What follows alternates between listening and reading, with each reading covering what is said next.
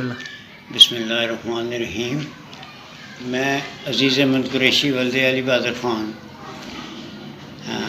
ساکن پنچ مقبوضہ کشمیر پنچ اپنے عزیز رفت صاحب کو اس وقت کی کچھ یادداشت جو مجھے میرے پاس دستاویزات ہیں اس کی وساطت سے یا مجھے کچھ یاد ہے تھوڑا بہت اس کی وساطت سے میں کچھ بیان کرنا چاہتا ہوں کہ ہمارا قریشی خاندان کنیاں آباد تھا، جس میں چند چیدہ بزرگوں کے نام اس طرح تھے: سردار عباس علی خان، سردار علی بہادر خان، سردار حشمت خان کی اولاد میں سے تھے، سردار عبدالقیوم خان، سردار خان بہادر خان، سردار حسین خان، یہ سارے حشمت خان کی اولاد میں سے تھے۔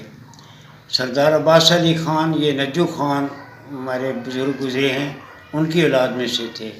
ان کے چھوٹے بھائی سردار کالا خان، یہ چند گھر ہیں جو مجھے یادداشت ہیں کہ وہاں کنیاں میں آباد تھے۔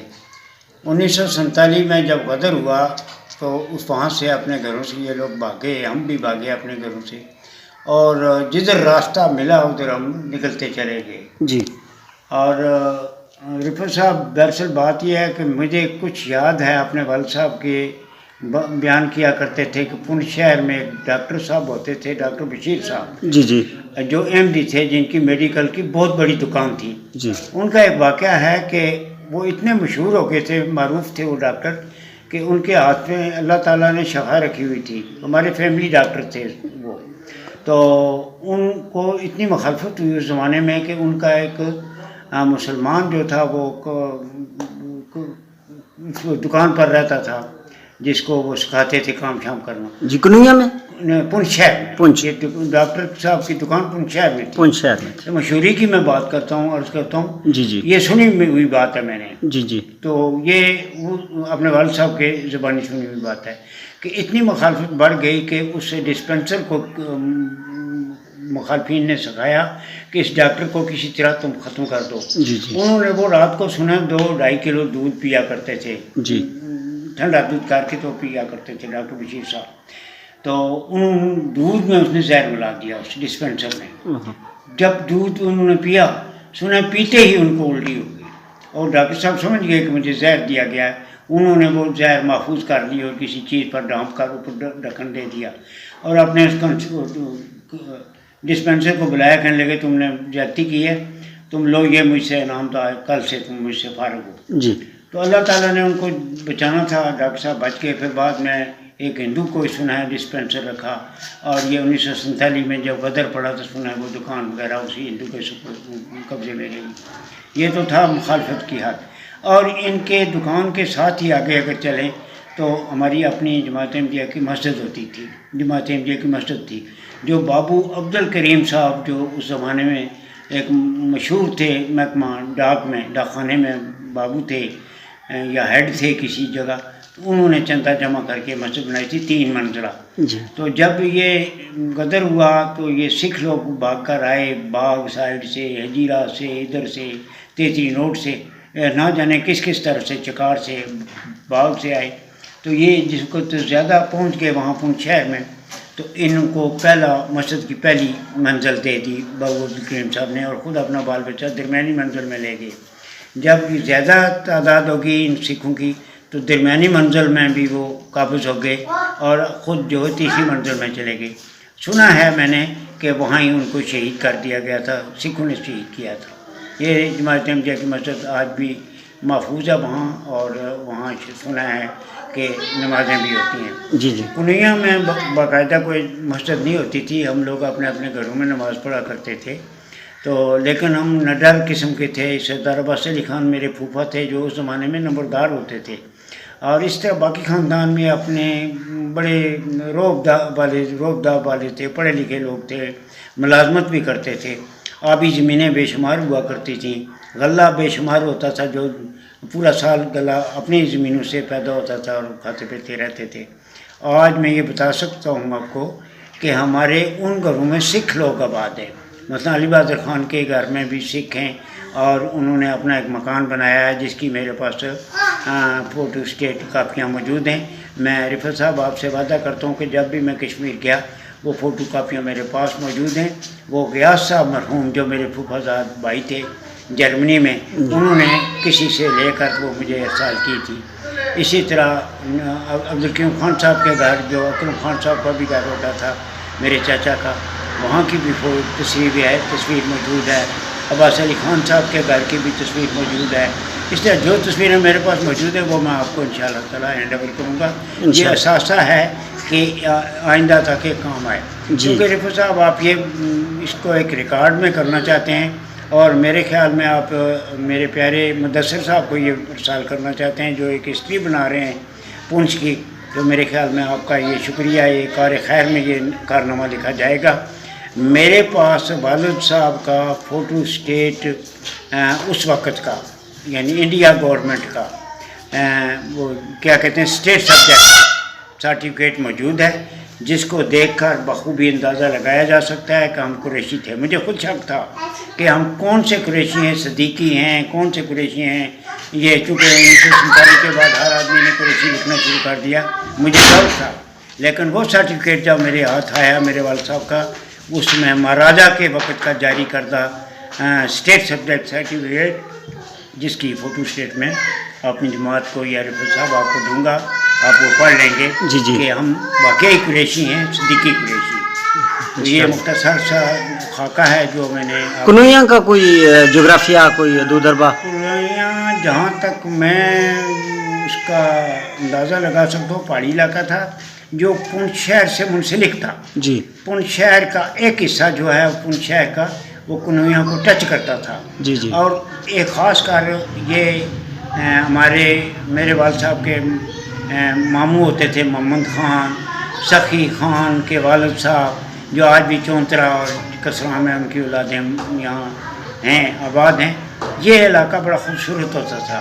ہمارے علاقے سے، ہمارے اس گاؤں سے یہ علاقہ بڑا قریب تھا اور پونچھ شہر کو بالکل ٹچ کرتا تھا یہ علاقہ. جی جی. تو یہ تو اس کی ایک ہسٹری تھی کہ یہ پونچھ شہر کا پل میں بتا سکتا ہوں کہ جس پر سے چل کر پیدل. جی. تو اسلامیہ اسکول پونچھ پڑھا کرتے تھے اس زمانے میں 3rd کلاس میں تھا. مجھے کچھ یاد ہے کہ انگلی پکڑ کر مجھے بڑے بھائی یا والد صاحب لے جایا کرتے تھے. پل پر سے ہم جاتے تھے. اس وقت سنا ہے 2 ہائی اسکول ہوتے تھے، ایک گورنمنٹ کا ہائی اسکول تھا جس کو کہتے تھے گورنمنٹ ہائی اسکول، اور ایک اسلامیہ ہائی اسکول تھا. تعداد کے اعتبار سے اسلامیہ ہائی اسکول مشہور و معروف تھا. اور انور افضل مفتی جو لاہور کے رہنے والے تھے اس اسکول کے ہیڈ ماسٹر گزرے ہیں. ماشاءاللہ. انور افضل مفتی مشہور و معروف، یہ اس ہائی اسکول کے کسی زمانے میں ہیڈ ماسٹر بھی سنا رہے. اسی طرح افسر خان صاحب جو مظفر آباد میں ڈسٹرکٹ ایجوکیشن آفیسر سے اوپر جا کر عہدے جا کر وہ ریٹائر ہوئے اور وہیں فوت ہوئے، وہ اس ہائی اسکول کے طالب علم تھے. میرے بڑے بھائی نذیر احمد صاحب، محمد سین صاحب، یہ ہم جماعت تھے اور اسلامیہ ہائی اسکول کے اسٹوڈنٹ تھے. 10ویں پاس کرنے کے بعد آگے تعلیم جاری نہ رکھ سکے کیونکہ آگے تعلیم رکھنے کے لیے سری نگر یا کسی جگہ جانا پڑتا تھا، اتنے وسائل نہیں تھے، لہٰذا ان کی تعلیم یہیں ختم ہوئی اور یہ بعد میں فوج میں بھرتی ہوئے یا پتہ نہیں کس جگہ جگہ سروس کی. یہ ہے مختصر سا خاکہ. اور کوئی بات اگر آپ پوچھنا چاہیں؟ جزاک اللہ، بہت شکریہ. وہ شمع علم والی جلاتے رہے صدا، اسلوب زندگی کے سکھاتے رہے صدا. وہ شمع علم والی جلاتے رہے صدا، اسلوب زندگی کے سکھاتے رہے صدا. اخلاق تھا کمال تو کردار دیدنی، بس پھول چاہتوں کے کھلاتے رہے صدا. اخلاق تھا کمال تو کردار دیدنی، بس پھول چاہتوں کے کھلاتے رہے صدا. کر کے مخالفت کا دلیری سے سامنا، عہد وفا بخوب نبھاتے رہے صدا،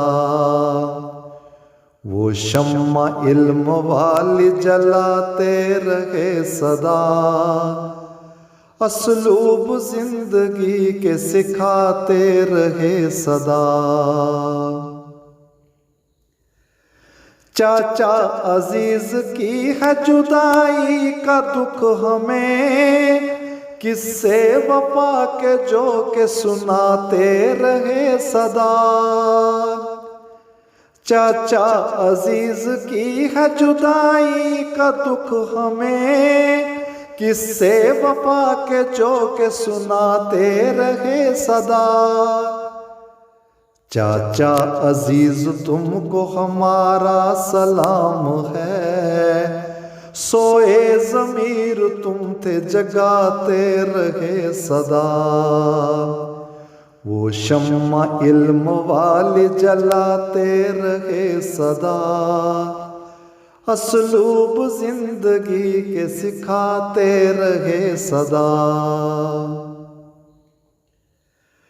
آگے بلا ہو ان کا خدا مغفرت کرے، سب کا بھلا جو کر کے دکھاتے رہے صدا،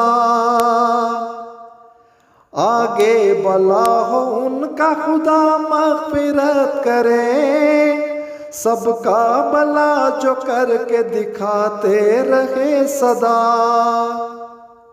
راضی خدا ہو ان سے ہے شوکت کی یہ دعا، بیٹا مجھے جو کہہ کے بلاتے رہے صدا، وہ شمع علم والی جلاتے رہے صدا، اسلوب زندگی کے سکھاتے رہے صدا، وہ شمع علم والی جلاتے رہے صدا، اسلوب زندگی کے سکھاتے رہے صدا، اسلوب زندگی کے سکھاتے رہے صدا۔